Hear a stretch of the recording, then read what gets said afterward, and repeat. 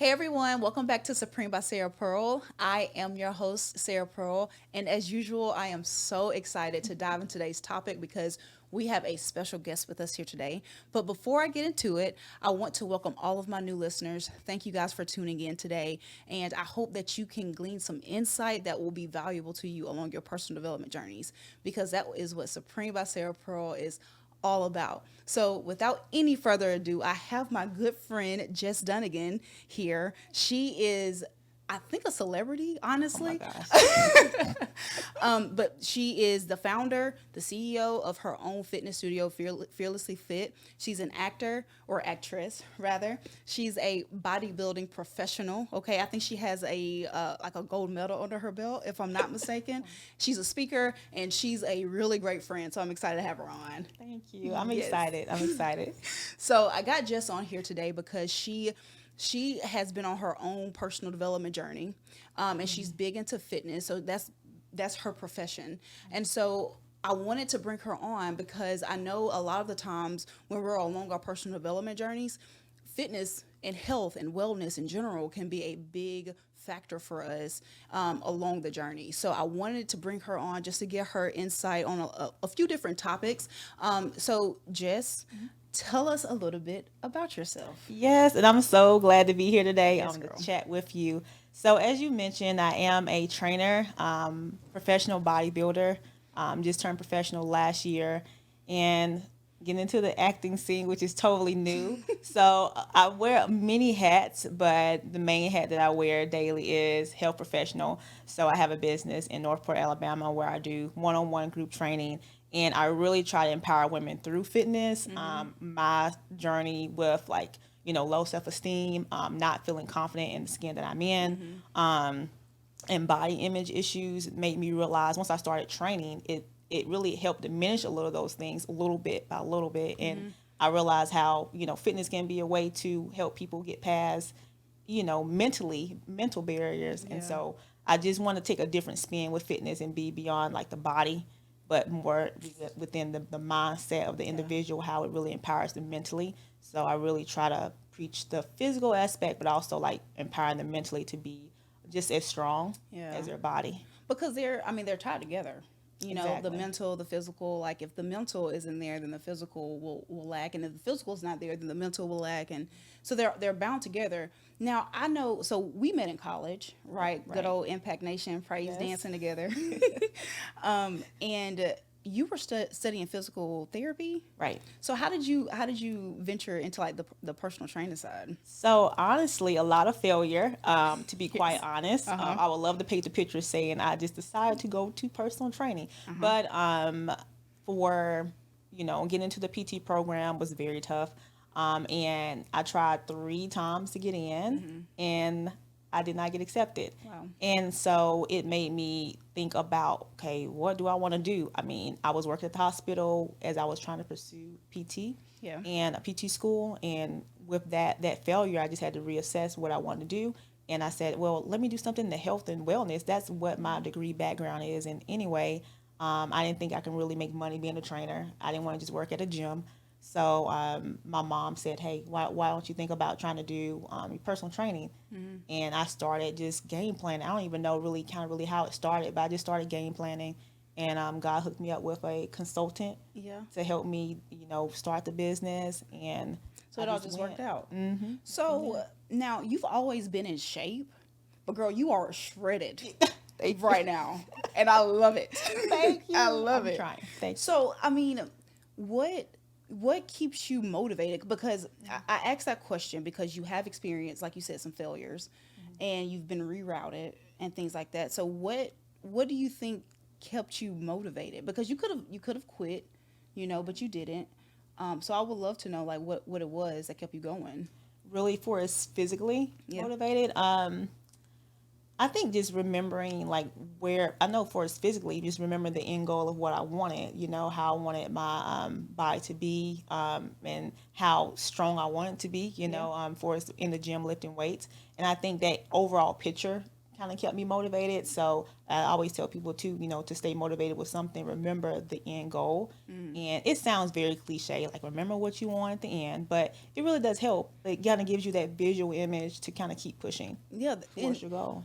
so I'm glad you said that because fitness plays a certain part in my life too. I went to school for exercise science and I was personal training for a little while, but now I live through you, with personal training. But it's definitely played a role in my life, and I know I could scroll through my phone like maybe pictures from 2 3 years ago where I wasn't at my peak fitness, and I could look at the picture and see that I was unhealthy, and I can remember things that I was going through at the time that kind of was I guess the reason why I wasn't my best physical self, if that makes sense. And so I know that a lot of people can relate to not feeling well and not looking their best as well. You know what I mean? So I will be interested to know what your mental journey looked like from the Jess that I met in college, to now where I can identify every muscle if you stand up. That is so funny. Yeah, for me, I grew up in a very conservative household. So, dad was a pastor, minister, and my mom was in ministry too. So for me, I really didn't know. I was very, I don't want to say covered. I didn't really, being a bodybuilder, I didn't believe in really exposing my Yep. skin. I Quite would not opposite. wear my arms out. Right. The outfit I have on today, I probably would not have on that a few years ago. And I think it was just really me understanding how to love myself the way I wanted to be loved, and then Yeah. understand at the same time, like, who I am, being comfortable and being authentic in who I am, Yeah. and being okay with sharing that to the world, regardless if they like it or dislike it. So I had to realize, like, Jessica, it's okay for you to, wear your fitness gear. It might be a little bit exposed, but this is what you want to wear. I know that might sound minor, but that was a part of who I was. And then also Yeah. understanding too that, the confidence, being confident in my skin, as being always athletic, I was not confident in that. Like, I didn't like people staring at me. I didn't like compliments on my arms. I didn't like hearing stuff like that. So I had to embrace that myself and call that beautiful. And when I did that, I started really hitting the gym harder. I started working out, and pushing myself. And from that push, that helped me get even more defined, Yeah, girl. more muscle definition, as people say. So that was really the transformation. Like, stop caring about what people think. So you're a So, recovering people pleaser as well. oh, definitely. I am too. Yeah. I can relate to that a lot because in high school, I was always athletic, like just an athletic build, right? And so a lot of the times I could outlift the guys in my class. I probably still could some people, but whatever. Um, but I was so insecure about my body though, and like when I talk to people and they're like, "Man, girl, if I had what you have, I whatever. I wear this, I wear that." But up here in my head, I didn't feel confident in it because I felt like, man, I look like a dude. You know what I mean? I felt like I'm built a certain way and I'm supposed to be lean and whatever. And I was so like insecure about my body. And it wasn't until because you mentioned a lot about like not caring what other people think. That's easier said than done, right? And it's a process. But what I began to realize, especially as I creeped into my adult years, is that girl, people don't know what they're doing either. People don't know, they're not thinking on their own, right? Like people aren't paying attention to you anyway, right? So the things that we think people care about, like what you wear and what your hair looks like and all those things, the person that you're concerned about, they're too consumed with themselves in the first place, right? And also, who are you trying to prove yourself to, and why, right? I was so stuck in a state of like needing to perform and things like that, to prove myself, like to prove that I'm supposed to be where I am, that I don't know, like I kind of strayed away from, or I lost who Sarah was. So you're saying though, like, well, not though, but like you're saying that in order for you to get comfortable in your skin, you have to like completely sever from what other people think. Right.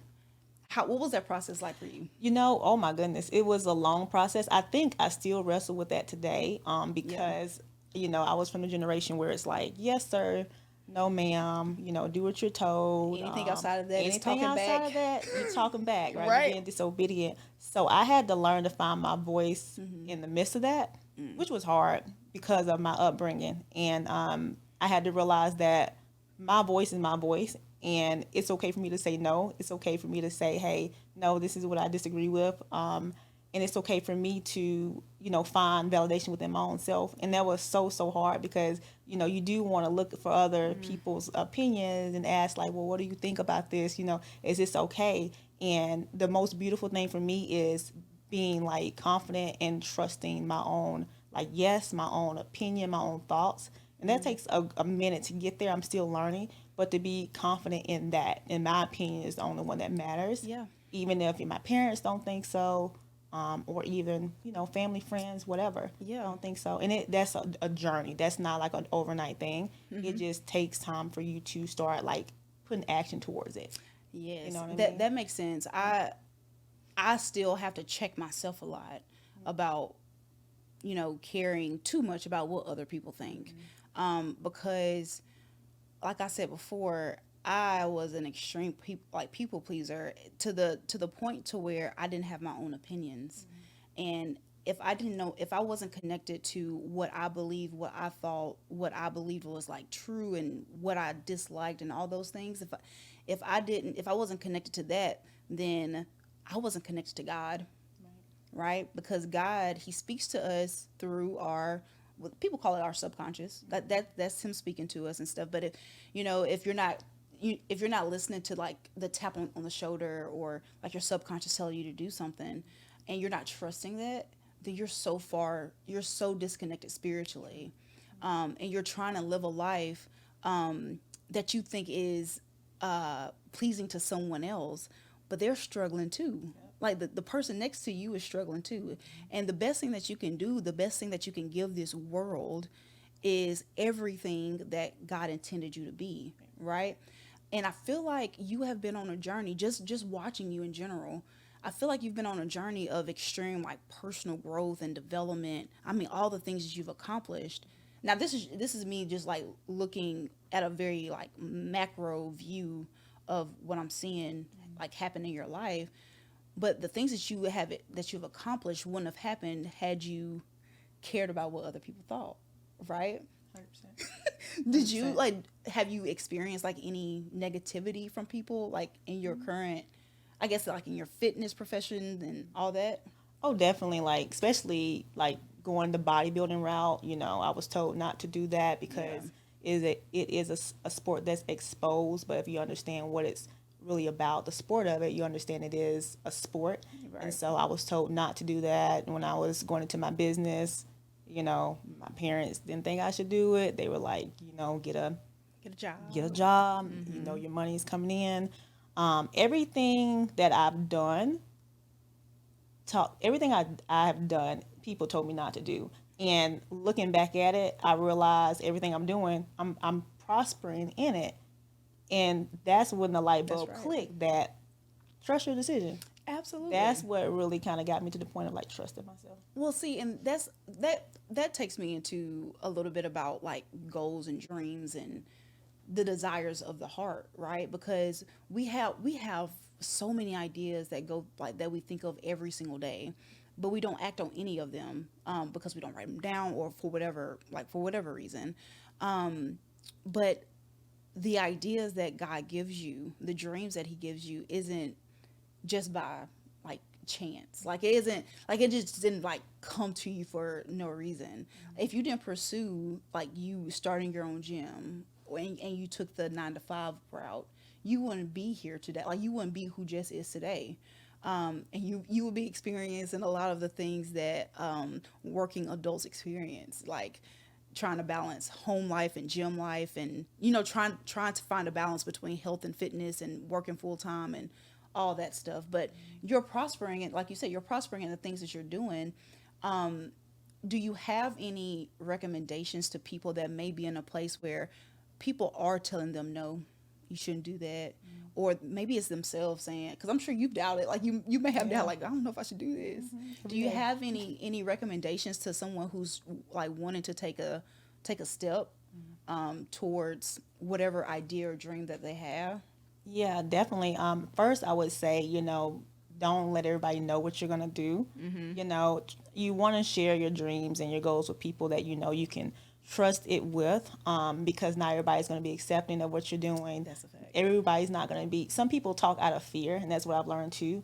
That they're trying to care for you, but out of fear, they're saying, "Oh, you might want to be careful doing that. Like that might not work out. Right. What if that connection doesn't come out like you think it should be?" And they'll start tainting what you think you want to do. So I would say first, be mindful of who you tell what you're going to do to. Secondly, you must know without a shadow of a doubt, this is what you want to do. Commit. Because you got to commit. Like I Yeah. said, you got to be all in because Absolutely. you are going to have hurdles. I have hurdles every day. Every week I ask God, "This is what I'm supposed to be doing." So there's going to be tests in the midst of it. So you definitely want to make sure this is something like with regardless of what's going to happen. This is what you're going to do because you will have people that disagree with you, and you are going to have bumps along the way. Like Yeah. even if it's something that God told you to do, it's going to be bumps along the way because that's like life, but you grow through it.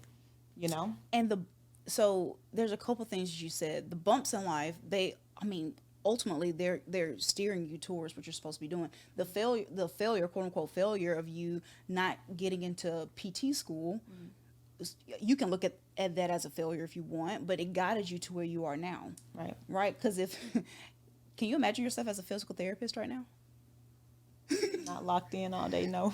In a I don't know, Yeah. not a gym, but with Clinic, yeah. a clinic, for 8 hours a day, right? And you don't have any control of your time really. You have to be there. So the thing is, like when people exert their opinions on you, their unwanted opinions at that, we have to realize, and this is something that I've learned, we have to realize that they're only they're speaking or they're projecting their fears Right. onto you. They have their own personal insecurities, they have their own perspective, their own opinion, but that doesn't mean that you have to take that, right? 100%. Because I mean, you speak about your parents. I love your parents, and I know them. They're fantastic. But they were speaking from from an opinion and a perspective of them experiencing hard times, them not being able to maybe find a job. Like they've experienced certain things that make them feel like they want their child to have a safe, secure job, quote unquote safe, secure job, and so they're well intended, right? Their opinions are well intended, but it's not fitted for you. And you have to know, you have to commit to what you want to do. If you want to leave that job, you have to commit to it and know what it's going to take, right?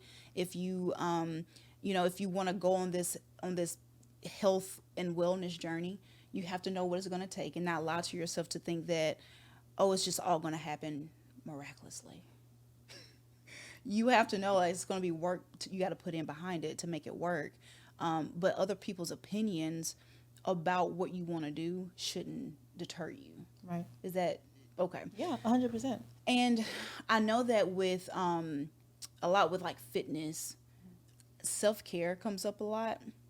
You have to know that you're worth the 30, 45 minutes, an hour that it takes to work out, right? Do you talk to your clients at all about self-care? Yeah, I definitely do try to, talk about that as much as I can because I know most of my clientele is, adult women, working class, wives, wife as well. So I know they have a lot of responsibility. So I do try to talk to them about that because it's so important because a lot of times they feel bad just to take 30, 45 minutes out with me to work out because they're like, well, I should be with my kids or, little Susie has gymnastics or whatever. But I try to tell them it's like just taking this 30, 45 minutes out is you putting time towards your personal health, like not just physically, but mentally. Like sometimes them coming in there, even if we have a conversation outside of fitness, it's therapeutic for them because I'm not saying it's a counseling session, but sometimes it's times like that where it's like they're telling me things like wow,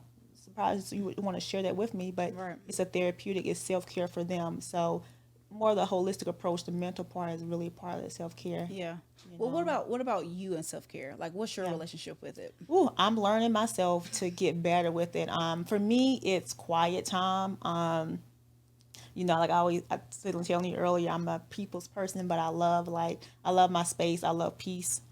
So my self care looks like, really trying to take time to either writing my thoughts down. Yeah. Just started doing the same thing with podcasts to express myself. I'm a very expressive person, so if I can't really express what's going on, it's like toxic for me. It's very toxic. Like I Absolutely. can't really explain it, but like I have to be in a place where I can communicate or write it down. Or if it's just sitting outside in nature, like to me that's therapeutic. So my self care looks like that. It's Yeah. a lot of people think self care skincare. That's part of it too, but Yeah. it's more than that though. Just that Well, time. even on top of that, because I think people, even myself, I'm really evolving in my on what I think about self care, because a lot of people think that self care is, um, I need to take this bubbly bath and I need to put the cucumbers on my eyes and light the candle and hang out and regroup. That is very much self care. But a lot of people don't see like something like fitness as Right. self care, right? Right. Because it's hard and people think like it should be effortless self care. But people like when I feel great about myself when I execute something that I said I was going to do. Right. And I think that is as much self care as sitting in a bathtub, if that makes sense. I think there's a place for it, Yeah. right? But when you exit, like, so if you have a goal of going to the gym 3 times a week, right? And you execute that, you walk with a different strut, True. right? Which is like ultimately self care. You want to make sure that you're tapping into yourself, like you're analyzing what you need, right? What is like what's lacking in your life, or how you feel, like processing certain situations, and like that's what self care is for. So journaling, taking time to relax in a bathtub, things like that. 100% there's a place for that. There's also a place, in my opinion, for execution of your goals, and for you to follow through on the things that you say you're going to do. I feel like follow through is just as much self care as anything, right? And so with with what you do, right? You see firsthand people come into the gym dragging themselves in, like not wanting to be there, but then they leave better than what they left out, right? So can like do you have any thoughts on that? Like any opinions? Yeah, definitely. I mean, I have some that come in and literally suck all the energy out of the room when they come in because I can tell they don't want to be here. Yeah. Maybe the husband said something or the kids did something wrong Absolutely. or Yeah. life. And I always tell people just get there. If you just take time just to get in it, I know it sounds easier said than done, but I always say if you just take just that time just to get to the place, get to the studio or get to the gym, you feel so much better. But don't expect even some of the things you want to do. That is, even for me, fitness is my self-care, but I don't always want to do it. But it's like the good things that are good for you don't want to do. And Yep. when I go there, I feel so revived. I feel like I've kind of moved my body. My muscles feel better. As you stretch your muscles, you're Yeah. releasing energy too. So I feel like I'm energized. I'm less stressed. So some of the things you want to do, self-care, is not convenient. It's not comfortable all the times, but it's so important for you to do for yourself, and we're so worried about doing everything for everyone else. And it becomes to a point where, you're being selfish, to yourself. And it's okay to sometimes take that time out and do what's best for you. Yeah. But it might not be convenient all the time for you to execute things that are self-care, but you gotta make that time. You have to. It's imperative because we'll we'll go through life just aimlessly, putting in time 40 hours a week at our job, doing everything that they want us to do. And then if you're married, making sure that you're playing your role in the relationship and you're being there for your significant other. And and then I mean, if you have kids, that's a whole different. I know neither one of us have kids, but baby girl, I babysat my 1-year-old nephew for like 3 or 4 days. he took over my life. I So bet. people with kids, I totally understand. Hats off. Hats off 100%. But it requires you um, to value yourself to the point that you can do the things that you know is going to better Right. you. So the dreams that you're probably sitting on, you would, I feel like you would, like if you like took a step towards it, the things that you feel like you lack, you'll find it in that step, right? Like if you think that you need to start a podcast or whatever it is, if you take the step of simply googling what you need for a podcast studio or whatever, then you will like there are certain hormones that's released when you achieve a goal, right? And that is, again, that is self-care Right. just as much as anything, right? And so I feel like with fitness, it's a special thing in my heart. I feel like that is a like a self-care thing for people that is very undervalued. It is. And I'm speaking, a lot of people don't like working out with me because it can get intense, but but even if it's like walking on a track, or I don't know, swimming, or do whatever you like, dancing, you know what I Right. mean? Like do something to get your body moving. And also it gives you the confidence to take whatever steps you need to take in your life. Now I know with your clients, you talk to a lot of people, right? You have a lot of clients. Jess ain't she's not gonna say it, but she has a lot of clients. And they're all at the beginning. Well, are they all at the beginning of their health journey, or is it just various? It varies. Some are already, working out. They've been working out for years. Some are, 60 plus, and they're like, Okay. due to the COVID and all this stuff, I want to be healthier. Yeah. So Okay. So, what would you say in your experience in personal training and talking to your clients? What would you say is the biggest roadblock to people achieving like their fitness goals? I would say consistency Okay. is the biggest thing. I think a lot of times people stop too quick, Okay. and patience. Mm-hmm. Like they say, patience is a virtue, as we all hear, and it really is. Like you can't just achieve anything overnight. So I would honestly say patience over consistency. So as you continue to be patient, with your goal and knowing that your results aren't just going to come the next day, you'll learn how to continue to put in that consistency over and over and over again Yeah. to kind of get to where you need to be. But if you're not patient, you're not gonna be able to build any habits. So it takes time. That's my main thing with my clients. Is I always tell them, you must be patient. I am not a microwave trainer. I do not want you to come in here and expect for you to get your results quickly. And I think I have to be careful because I have the mindset of knowing that, I want to work for anything that I get. It's good for some things just to come, but I let me work for it. And so I'll try to teach them that too. You gotta put in the work to get to your overall goal. Man. If you're trying to, shed some inches around that waistline, if you're trying to build muscle, Right. it's the same thing. You gotta put Man. in the work. That's so good though. But so I know we're talking about fitness, but that's a principle in life in Exactly. Yeah. general. Like, and you said microwave. You're not a microwave trainer. I don't use microwaves just because I have my reasons. But I feel like we do live in a microwave society and generation where we want things to, like, as soon as we have the idea, we expect it to like manifest in this earth, and and we're living in our dream house and driving our dream car in the matter of like a week, you know. And I feel like people will go into the gym thinking, oh yeah, I'm going to start this program. If I'm not seeing results in a week or a day or whatever, they get discouraged, right? But if you like whatever, what I've learned is that the dreams and the goals, whether you have a goal of getting fit, whatever that looks like for you, or if you have this dream of being a billionaire, you it's going to be a process.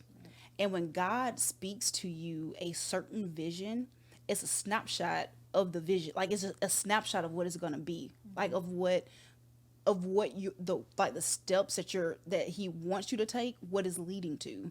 But it's not necessarily like this is for you to have now, right? And I think that is a key different, or I think it's a misconception. Like even when I know for myself, I had this dream. Like one of my first accomplishments of my, I guess I wasn't an adult, I was a teenager. But I tried out for the UA track team. And I was terrified, led to do it. Like God put it in me like, Sarah, you need to try out for the track team. They didn't know who I was, what my name was, or anything. And so what I did was I literally trained the entire summer of my senior year leading up to me getting to UA to get it to campus, and the tryouts were in September. And long story short, I made the team, but the thing is, it took from May when I graduated high school all the way through like August, the end of August of training to see the vision that God gave me, right? And so a lot of people they don't, and I'm guilty too. I say a lot of people, but I'm a lot of people. Like we we don't we neglect the in between time of the vision being given to you and the manifestation of the vision, right? And so I know you know that in a physical realm for sure because you've sculpted yourself to for bodybuilding, right? So can you speak to that a little bit about your journey in that? Yeah, it is not like you say. We do live in this microwave generation. It Yes, is girl. not overnight. And for me, when I started off doing bodybuilding, it wasn't honestly something I was looking to do. It's just someone asked me, and I said, "Let me give it a shot," and I ended up falling in love with it. And you know, whenever you're like think you're the best in your field, I was always built. I was always athletic. So I'm like, oh, Right. it's gonna be pretty easy. And I competed and I did well, but this was like the upper echelon. This was like I'm in like a big pool now. These people that have been bodybuilding for years. So I had to realize like it's gonna have to take time for me to get to where I want to get to. But I wanted to speed the process up. I said, let me see if I can like, certain things we have to have like with our body built. So I started hitting the weights. They always say rest day is important. I'm like, forget rest day. I'm gonna keep working out. I'm gonna do shoulders 3 days. End up getting versatility in my shoulder, and I had to realize, even that might sound small, but it messed up with my movements and working out. And I had to realize, just take your time. You have to build your body, give your body a healthy amount of time to get to where it needs to get to. So I kept competing. I finally made it to nationals, and I said, okay, I have a chance to win my pro card. And I competed. I started going into fitness arena, which is, if for those that don't know, they have different categories. Fitness involves your body, physique, and also acrobatic stunts. And so I said, okay, I got gymnastic I'm sure I'll do well. I did, but I didn't make it to top. So you have to make it number one to get your pro card. So I competed, got the top five, and I said, okay, I'm just gonna quit and just put this to the side, because it was just draining me. I was getting really, really tired, physically, mentally, and then my business was growing, and so I had to learn. You have to be patient with the process. You can't just because you're good at something doesn't mean it's gonna come. It's gonna come overnight. You have to continue to work it, continue to mold it Oh, yeah. to the point where it gets perfected. But even once it gets so called perfected, you're still working on it and mending it. And so I finally got to the point where I got to that point and I got first place, didn't even expect it, and got my pro card. And I keep playing back that video because my face was like in shock. Like, I didn't think I was going to get my pro card. I I'm like, think I seen know. that video. Yeah, I was very shocked. I Yep. wanted in my brain, I'm like, when I get my pro card, I want to have this like Miss America car. I didn't even know. Like, okay, God. cool. Yeah, okay, cool. So I had to learn like you have to be patient. You can't rush it. When you do rush it, that's really when you miss steps. That was my shoulder, me trying to rush it. So you have to give yourself time to Yeah. get to the goal. And you said something about you, like you've always been athletic and like in shape, Right. but when you got into a bigger pool of people that do this, they eat, live, breathe, Right. it, literally, like this is what they do. You realize that you had to do more, right? And I can relate to that because even when I made the track team, the work didn't stop. The training got harder, right? If I wanted to like make the travel team, if I wanted to get some titles under my belt, I needed to improve, right? And sometimes people like I mean, just using corporate life, if you're working this job and you get a promotion, you think, okay, I made it, like we're good. But no, it requires you to evolve. It requires you to adapt. It requires you to learn new skills. And that's what, like, your whole life and personal development, that's what all of this is about, is you continually growing throughout the process. And even when you've reached a level, you've reached this thing that is called success, that you think, like I don't know, like for you, I'm sure people, they dream of, winning a fitness competition and becoming a professional bodybuilder. But there's always, even at that point, there's still some growing and evolving that you have to do, right?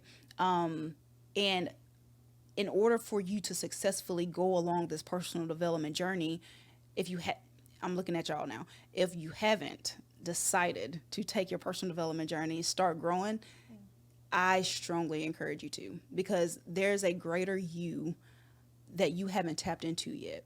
And there's so many things, so many skills, so many talents, so many people attached to what you are called to do.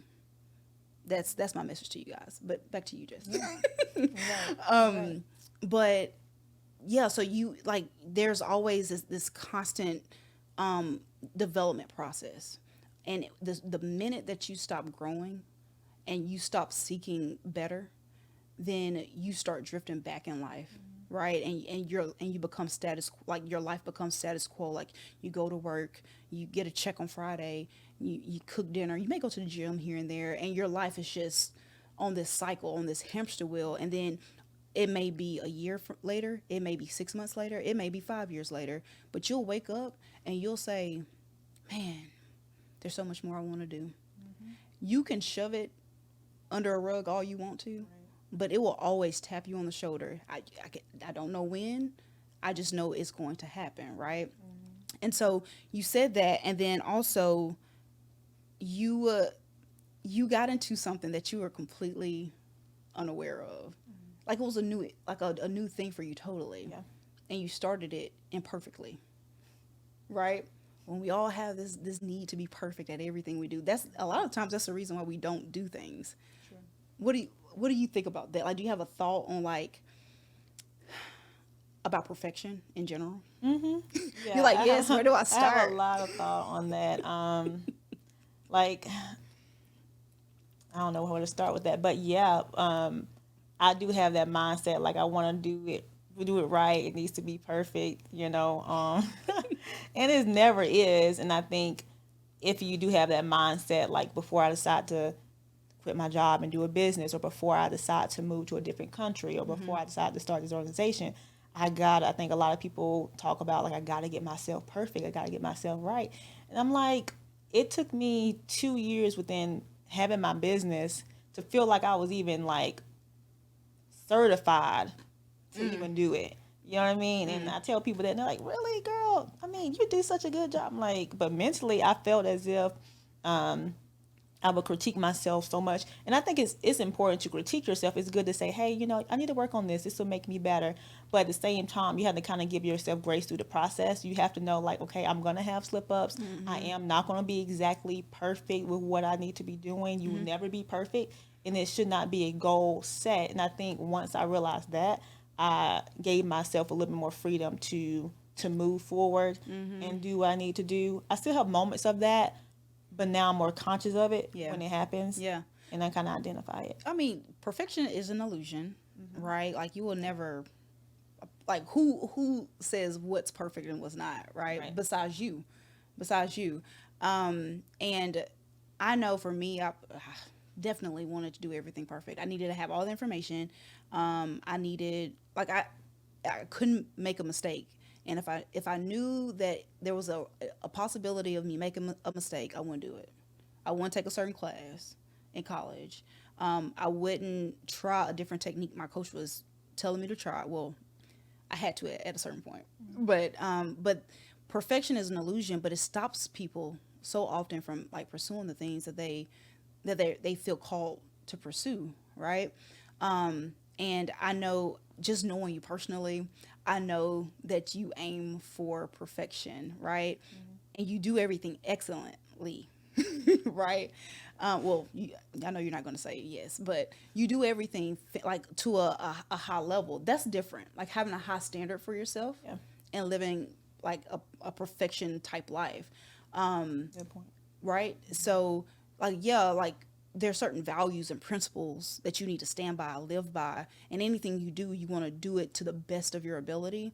But when you think that you making a mistake disqualifies you from pursuing something, then you automatically stunt your growth in that moment, Yeah. right? Because, like I said earlier, ideas aren't just ideas because they just happen to land in your brain, right? Right. They are divinely placed in you. And so, if you get this idea to do something completely outside of your comfort zone and you think, oh, I've never done that, or not gonna do that, I'm not strong, I'm not disciplined, I'm not all these things, all the excuses you just gave are just reasons or areas that if you take that step you will grow in, you will Right. learn to be disciplined, right? You will learn to be like whatever you need to take that next step.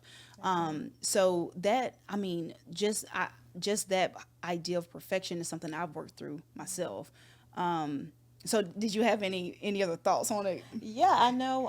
I do agree that that type of mindset can get you to a point where you are stagnant and you will not move. And I think Yeah. a lot of people ask like, how do I get past that? I think it's just a realization of understanding that it's a goal that never will be reached, to be honest. And like you just kind of piggybacking off what you said, it's a goal that never will be reached, and it's just a mindset thing that you have to really give yourself understanding that we're all flawed. You know what I mean? So Yeah. we just trying to do it the best we can do in our flawed self. You know what I mean? So Yeah. you're gonna have mistakes along the way. Even if you try to if you still want to continue with the mindset of being perfect and saying I want to do every single thing right, so I'm not gonna do it. You still gonna make mistakes. Yes, You still even gonna in make that. mistakes. Yeah, even with that. So you have to Yeah. realize, I think to me and we kind of talked about this already, but the mistakes is really kind of really what placed me where I need to be. So me having that perfectionist mindset really would have a lot of things I know I would not be doing right now. That's amazing, and I can say that about Yeah. myself as well. Man, Jess, it's been great having you on. Yes, Like I it's been a enjoyed great this. conversation. Yeah. Is there so? I want everyone who's listening to be able to find you and connect with you Yeah. on the internet. Ah. So how can people stay connected with you? Yes, so for those who want, training or just to stay connected with my path or what I'm doing, my Facebook and Instagram. My Facebook is Jess Dunnigan. My Instagram it's a long one, but it's Jess Life, the number 4 fit. So Jess Life 4 fit underscore IFBB Pro. And that's where I share a lot of my journey, motivation wise, fitness, website wise. If you want to get in contact for us training, my Gmail is info at fit or ffitgym.com. Okay. Trying to roll all these off my tongue. And then my website is www.fiercelyfitgym.com. Don't worry, we'll have all of that Please, because I don't know. in the comments. Don't you worry. But thank you, Jess. It's been great talking to you, and Yes, we'll talk same soon. here. Okay. Thank Thank you guys you. for tuning in to Supreme by Sarah Pearl, and we will talk again soon. Bye.